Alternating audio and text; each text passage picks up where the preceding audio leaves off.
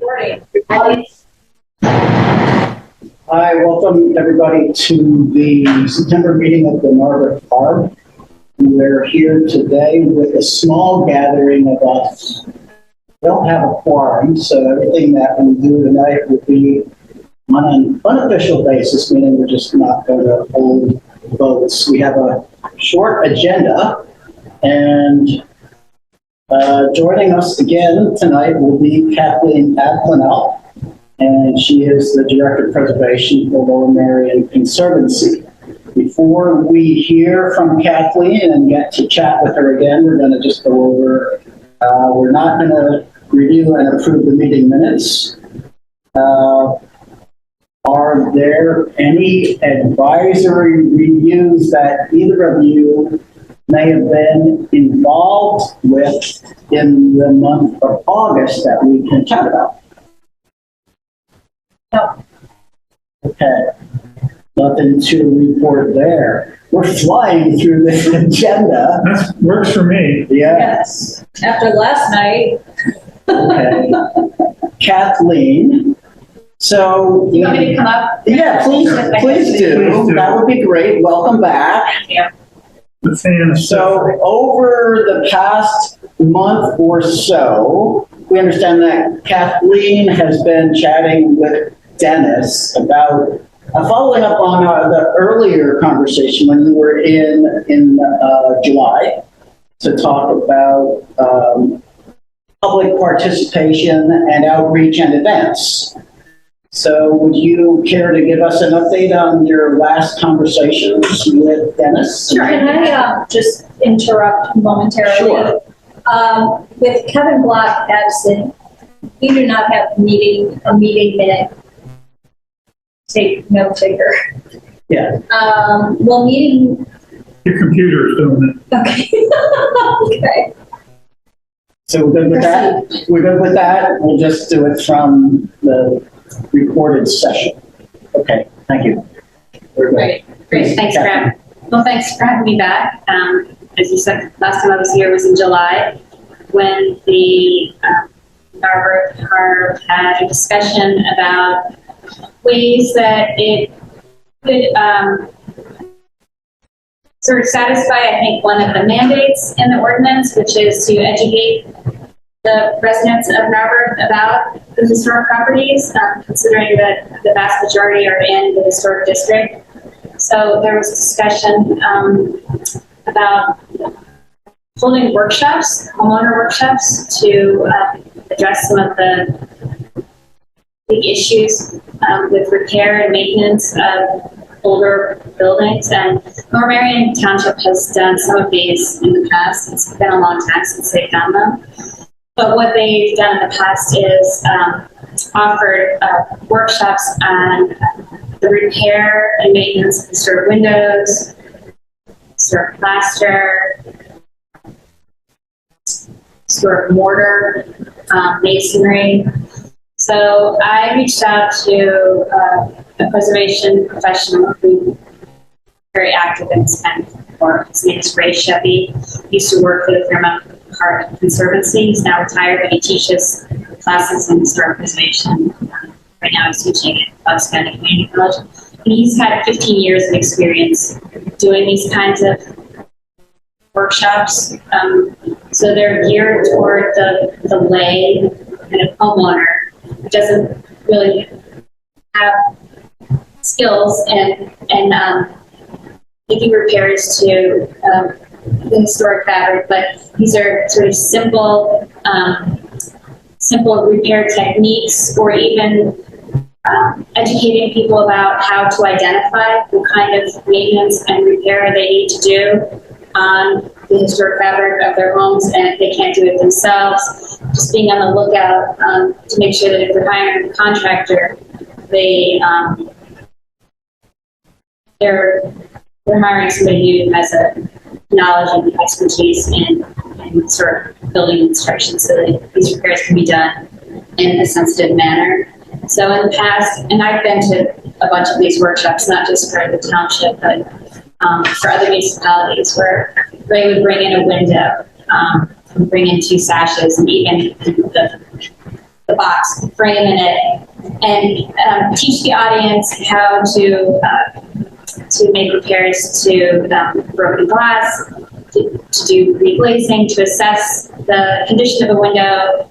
Because if you're just looking at failed paint and failed glazing, that's repairable. If you're talking about rot, that's at a different level of maintenance. We had recognized that a lot of homeowners are not going to want to do this work themselves. I do. I love it. I take my windows up, work through the entire house, and hanging the chains, but making people understand that windows, in particular, are features of a house that were meant to be maintained. They're meant to be taken out. They're meant to be cleaned. They're meant to be scraped. They're meant to be repainted. So teaching people about the different components of a historic window. Same thing for plaster. You don't just have to rip the plaster out, put wallboard up. You can repair your plaster if it's just a little patch. You might be able to do it yourself, but making sure that you understand that there are professionals out there who do that kind of work. And then also for historic mortar, the biggest issue is usually the pointing and the historic masonry, making sure that you have the right kind of mortar that goes in between historic brick or stones, so that you're not creating more damage. So it's DIY. It's DIY. It's kind of hands-on, but you're not actually doing it at the workshop, are you? No, well, It's demonstrating, but you're not doing you it. would be demonstrating most of this stuff. I think there would probably be some opportunities for hands-on stuff. With the windows, of course, you have the issue of lead paint. So I don't think he's going to be taking a blowtorch to it inside of a building or sanding it, but he's done these many times, so I know that he's got a procedure for doing it. But one thing that Dennis and I talked about with Ray, as a matter of fact, is maybe in the spring being able to do a hands-on workshop outside using one of an old building that might need some repair work. The Conservancy sponsored last year for the Association for Preservation Technology in Delaware Valley chapter, a workshop for tradespeople, teaching them how to identify the right kind of mortar to use, using like sand from the creek that was down in Mill Creek tenement houses. And it was really about some introduction to stabilizing those with methods that were more intensive than just using the mortar. But again, it was like a venue that we could use for this kind of outdoor demonstration. So one of the other things we talked about was actually partnering with Lower Merion Township on this, because we'd like to, Lower Merion has 7 historic districts, and they also have an inventory of about 1,000 or 1,500 historic resources. They're keen to hold these kinds of workshops for their residents too. So to maybe have a partnership between our 2 municipalities. The ordinances are different. They're starkly different in terms of what they regulate, but these workshops are not just intended for people who have designated houses.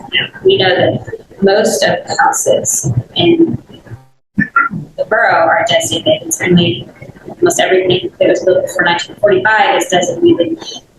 In Lower Merion Township, a fraction of the older buildings in the township are designated, but they still need regular maintenance and need repair. Regardless of designation, right? If it's an old house, it's of value. Right.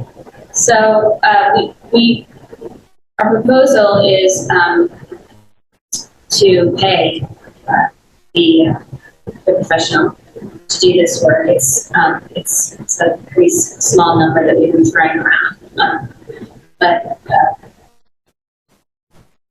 we clearly this hard and the township discussions about that, maybe splitting the cost. But we proposed 3 workshops, maybe for the winter, maybe January, February, March on winter evening evening, weekday, maybe an hour and a half or so.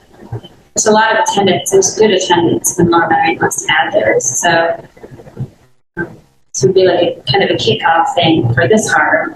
1 to 1.5 hours, I'm really. Yeah.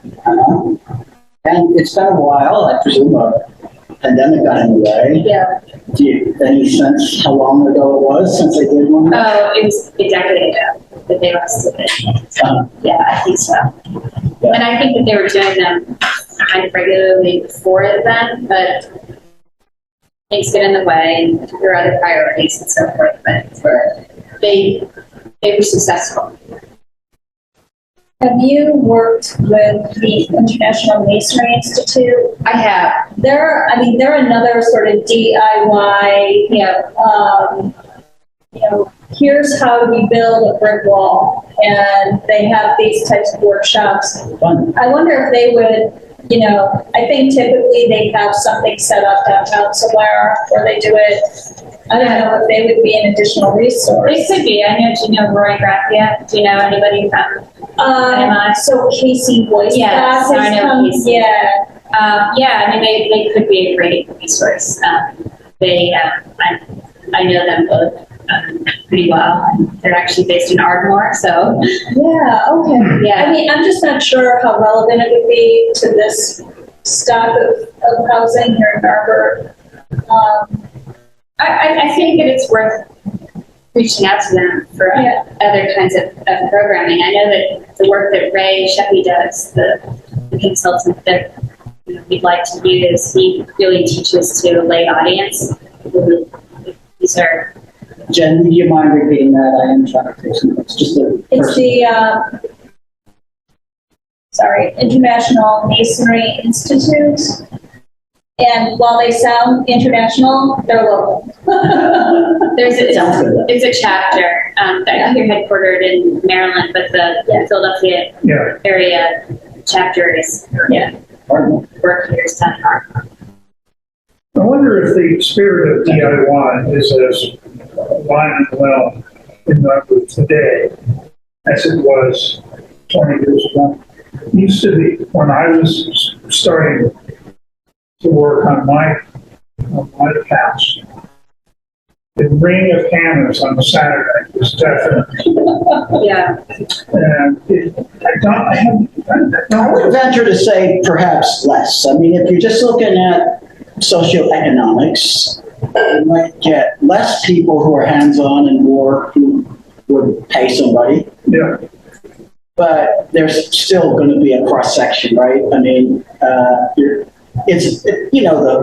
DIY shows are very popular, and so Home Depot and Lowe's have been doing a lot of business during the pandemic. They drove the business in the wrong direction. You can go and buy a bag of sand. Well, sure. I'm just talking about all kinds of things.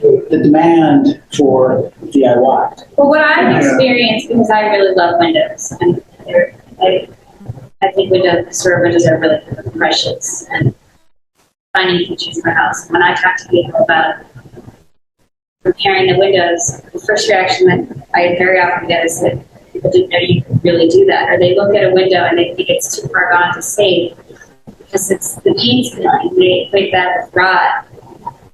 And when you really start to talk to people about the window, and it is intensive work, it can be, right? If you've got a window that's been painted over 10 times and the sashes are... And painting, prepping those little mullions, I mean, it's difficult. That's painstaking. And some people take pleasure in it, like I do. Like you.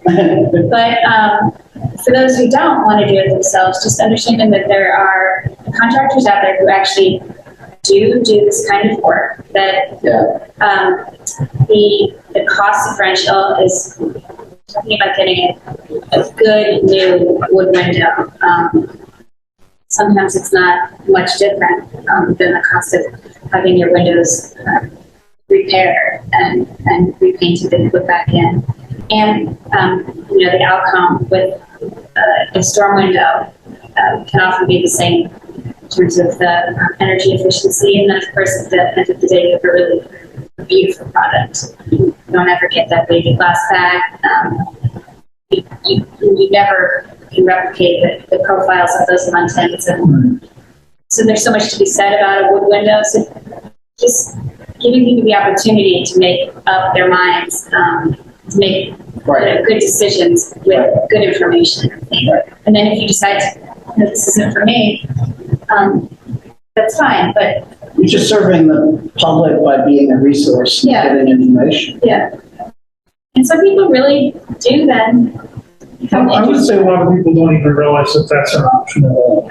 Yeah. Inundated as we are with replacement windows, window wizards. In addition, though, I think that, and I've read some articles commenting on the fact that YouTube has sort of democratized the, do-it-yourself platform where people are going now to, watch video and see how to do the floor, or install a window, or It's whatever. not difficult to do this kind of work with the windows. It's time intensive, it's messy, but it doesn't take a rocket scientist to do this. Yeah. So if you're retired and you have the time and inclination, Do you know what I think is the snag in the process is when you remove a window and rehab it and reinstall, you're really not just working with the window. You're also looking at sheathing and flashing and sealing. So it's not just like the isolated case of the window. When you take that window apart, you're like, opening yourself up to everything that's going on inside the wall. I And guess Have you done that? to an Have you extent, taken out a window and replaced? I mean, That's a big job. I think in a 1920s house like mine, like the stucco house, when I take the window out, Yeah. you have the pockets and the jambs where the weights hang. It's really, I'm not dealing with sheathing at all. I'm taking those chains out and sometimes soaking them and sometimes replacing them. That can be challenging, but putting the window, putting it back in is not, to me, I'm not confronting any other sort of real issues.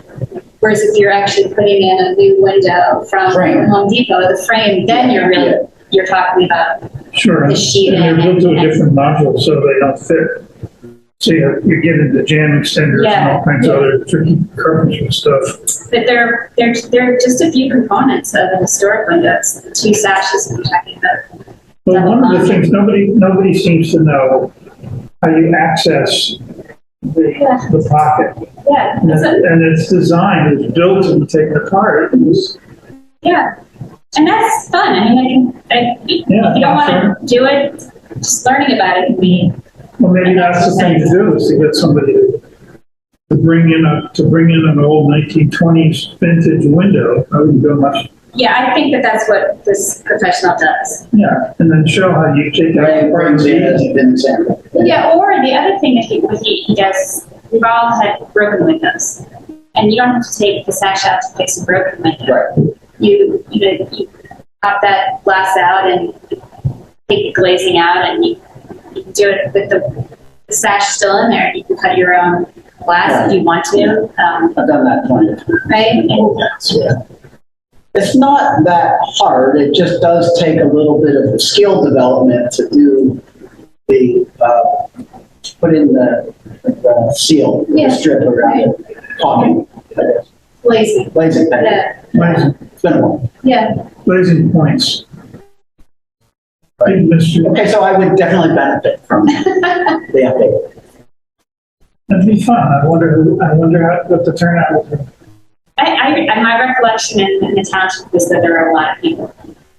So So if you get somebody who's really good and it's entertaining. very good. Yeah. So Yeah. you had 3 topics in mind. Yeah. And were these yet floated with Dennis and or is it Greg Pritchard Greg. at the Pritchard? Greg Pritchard, for those who if you guys are familiar with him, he's the preservation plan for the township. And so he knows that the Harbor and the Historical Commission there are very excited about the possibility of engaging this professional for bringing these workshops back. It would also be a nice thing just to find an opportunity to connect with our Sure. peer colleagues Yeah. there and, make a bridge. Yeah. That can lead to good sharing of Yeah. information. So maybe we could share the venues. We want to do one here and one there, or two here and one there. Yeah. We did them in the township building. We have a nice big room over here. Did you mention going on site down to the old mill and Yeah. practicing there Yeah. on, We did that mason work? last year. Yeah, so that's something that you can consider for the spring if you think there's an audience for that. Swapping some mortar around? Do we have a web presence yet? I'm not aware of one. I don't believe so. I just wonder if there's a way to sort of tap into residents via email or the website. The answer is yes, absolutely. Without having a web page, we can certainly have an announcement, I suspect, on the borough's website without yet having a dedicated page. However, this may be an opportunity, to leverage this and make the request to have a web page. This is a reason to do it. Yeah. But as I was planning an event for later this month, which got deferred, I just came up with a sketch of different groups that we could email to ask them to distribute an announcement. And I had a list of 5 or 6, and Like flyers or? emails.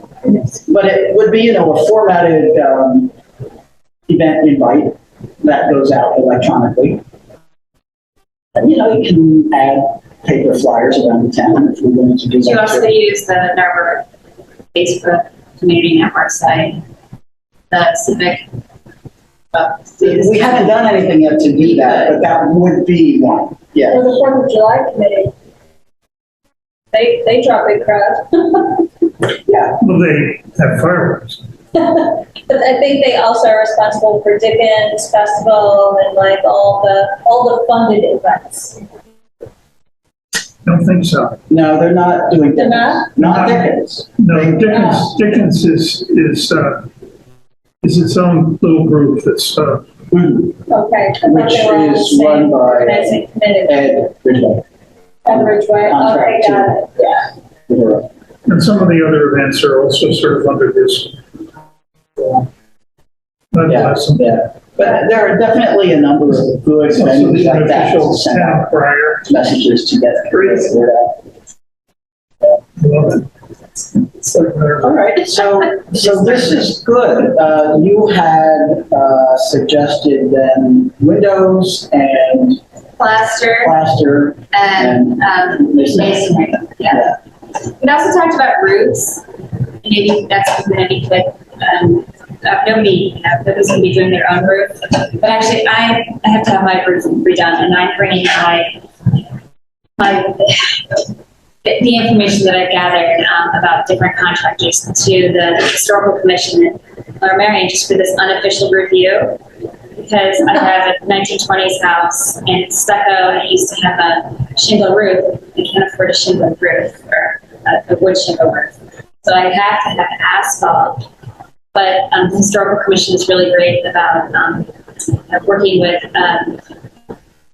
property owners who want to designate it. Mine as an informal review, which is not designated to help me, determine what's appropriate for my house. That Is it called an informal review? it's called an informal review. Because ours is an advisory review, but it's different word for the same thing. And it's entirely voluntary Yeah. for anybody who wants to come in.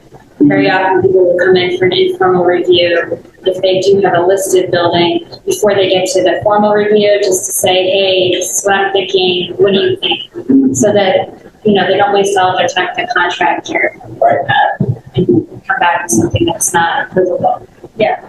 I'm keenly interested in what you learned. Yeah, about the Because roof. I did the same thing. Yeah. My 25-year roof is now 45 Yeah. years old. And moss is now, there are mushrooms coming out of the moss at this point. That's so funny. I have a green roof too, but for the wrong reasons. Yeah.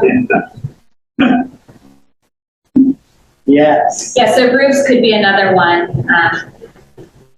There are a lot of options and a lot of choices out Now, there. because roofs aren't a thing of DIY, so would it still be the homeowner in terms of how to shop for a roofer? Exactly. Right, Yeah. exactly. And there are lots of different kinds of shingles, and colors and so I think that could be helpful for people who feel a little bit lost. You know, just to sort of patch into some of the other ideas that are floating around there, or that we hope will be floating around there, would be, you know, how to perhaps install a solar panel. And I mean, that obviously is way beyond DIY, you know, like any roof application. But I just wonder if there would be an interest to sort of develop the idea of, you know, roof repair and to include that. Yeah, anything that steers people away from fly-by-night Right. contractors, of which there are many. Just siding or woodwork, trim, just Wood in everything general, wood. preservation of wood, and how wood behaves, and Yeah.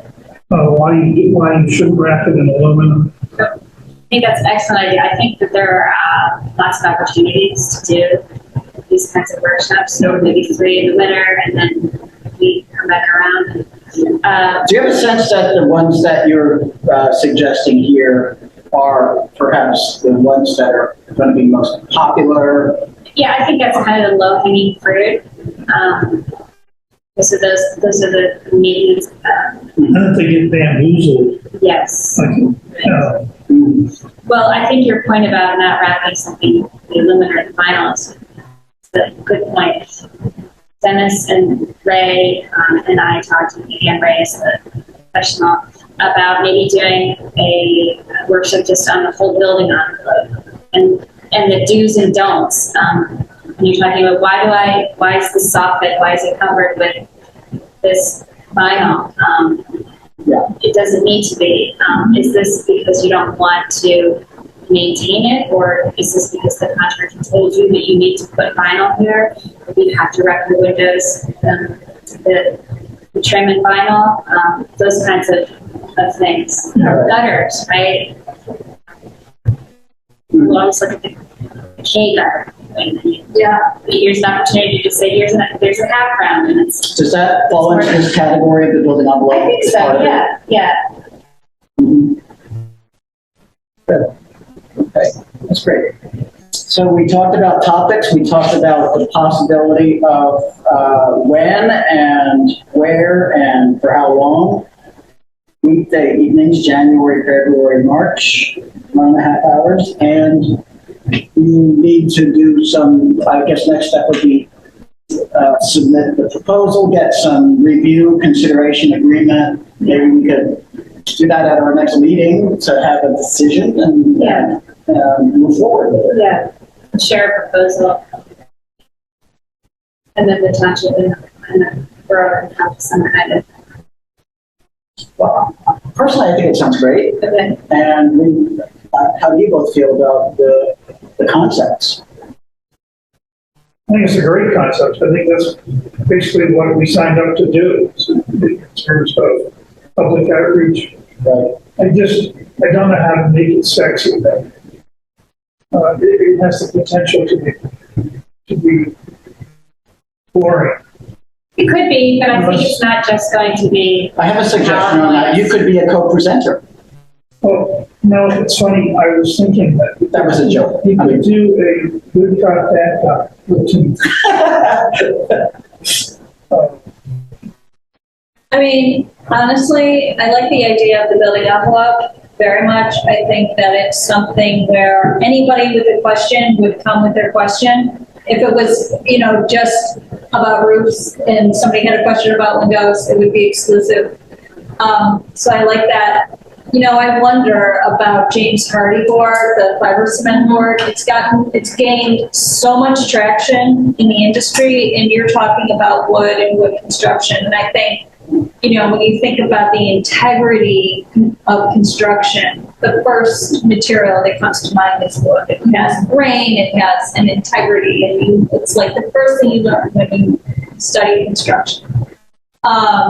In this hardy board, I've worked with contractors in the field, and they know how to install it, but hardy board is not, you have to like learn about it to understand how to install it, because it doesn't have like an integrity. It's like cast to look like a shingle, or it's cast to look like a wood board or something like that.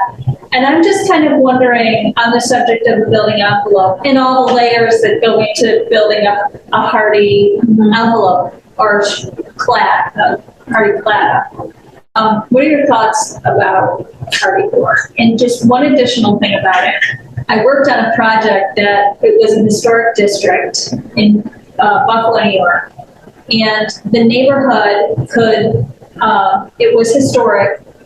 And the people were allowed to install hardy because it looked like the previous wood cladding that had been there before.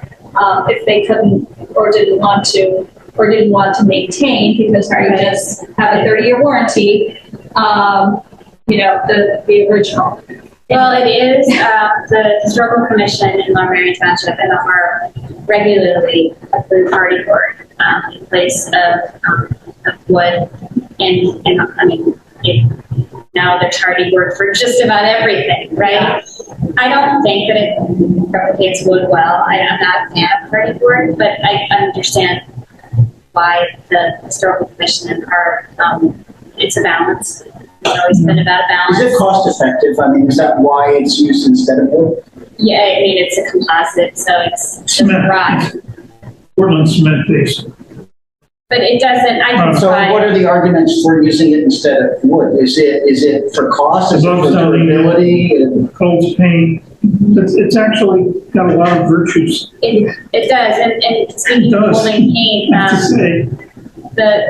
I work with a painter who refuses to even warranty wood that's new, a new construction, because there's so much water content in it that his paint jobs fail after just a few years. And so he understands the value of old wood, but that it's almost like hardy wood. It does not rot.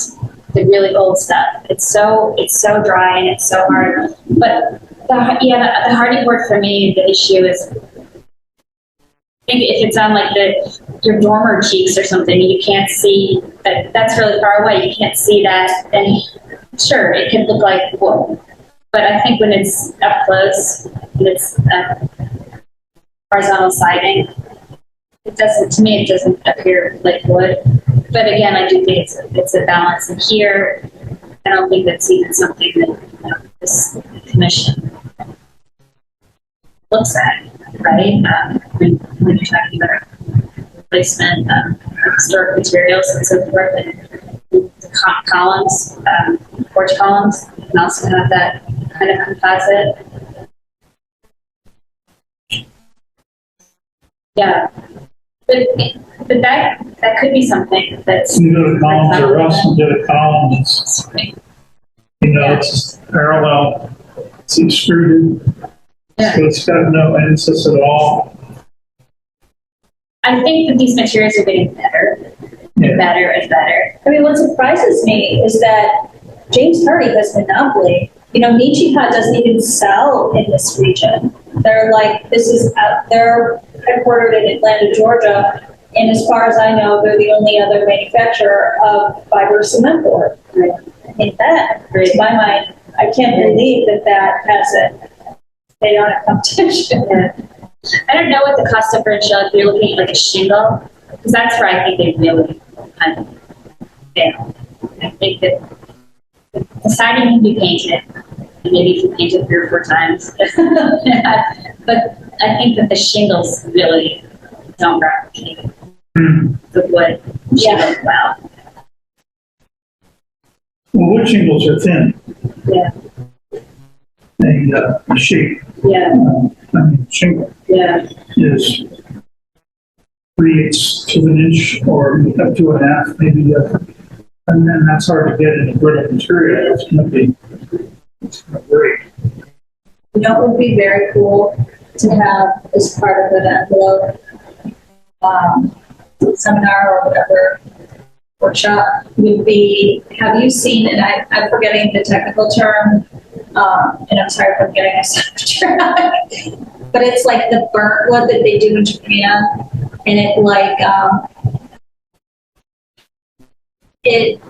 something happens to the wood that it becomes, it's like termite proof, it's Once it's charred, charred, and it turns like this beautiful shade, like dark shade. There's a technical term. I'll see if I can find it. I'm not worried about termites, I'm worried about carpenter bees. Yeah. Well, this has been a really good discussion. Thank you very much. And I would like to just suggest one other thing as it relates to the event itself, which isn't on the topic, the content, but rather this, I think, is an opportunity for us for the first time to present who we are as an organization to the public. And when we were contemplating this for the walking event for September, I volunteered to put together a draft of a one-pager just saying who we are, what we do, what is our mission. And I'm still offering that up. I haven't done it yet, but something that we could be presenting just to hand out to folks, like, what is this group? We're new. This is our first intro, really. So that could also be something that goes onto a web page. Just a intro to this group. What we do, what's our mission? A lot of other Narberth organizations should do the same. Take the Energy Advisory Council, for example, who knows what that is. Yeah. So I will draft something and circulate it. And I guess we'll wait to hear from Dennis on the next steps with our conversation with you. Yeah, I expect by next meeting, you can probably have a proposal. You're ready to share it with the group and send it along. Would it be something, do you think, that we would be able to take action on and vote on? I would defer to Dennis on that. I mean, I wonder, because that's October, and if we were to lose another month to take action on it, then it backs us up in terms of getting it promoted. And you're into Christmas. Yeah, so I would suggest that if we're looking at January, February, March, perhaps we try to take a vote on it and agree to it. And then, of course, it would have to go to get funded with an agreement by the borough, I presume, because we don't have a budget, right? I don't know if No budget. there's no budget, so that's yet another step. I think funds will make themselves available, however. Yeah, but it is a process step. So, just a thought. And then one final thought on the fact that we have no quorum, and it doesn't matter because there's no big topic. But if there were a big topic and we had people meeting virtually, does it make sense for us to consider allowing, and this is a bylaws matter, allowing for a quorum to include people virtually? Just a thought. So that if somebody comes in and we're reviewing their work, and we have people attending but not all in the room, could we do our business? This is a certificate of appropriateness situation, or is For this- whatever reason, if we had a decision to make, if we had business to do, it would just perhaps allow us to get to a quorum by counting people on Zoom. Just a thought, something to think about. I don't know if that's permissible. I mean, are these borough regulations or No. per quorum? I don't understand, no. I know that there are plenty of organizations that have gone in this direction during the pandemic. I mean, that's changed everything in terms of how business gets done, including public meetings. So just a thought, which I will raise the next Personally, meeting. I'm delighted to see everyone's face. Not on my TV screen in the Garrett office. Isn't it a delight to be in person again? Yeah. I mean, everybody looks good up there on that screen, but I enjoy seeing people from the nose down. the nose down. All I've had right. it with Zoom. Are there any other thoughts? Do we have any old business? Any new business? Okay. I don't think so. So with that, let's adjourn the meeting for September. Thank you once again, Kathleen, for coming in and joining us and sharing your thoughts. We're very happy that you're here to help us and be a resource. Thank you for keeping this organized. You, thank you for keeping us organized in Dennis's absence. Oh, sure. I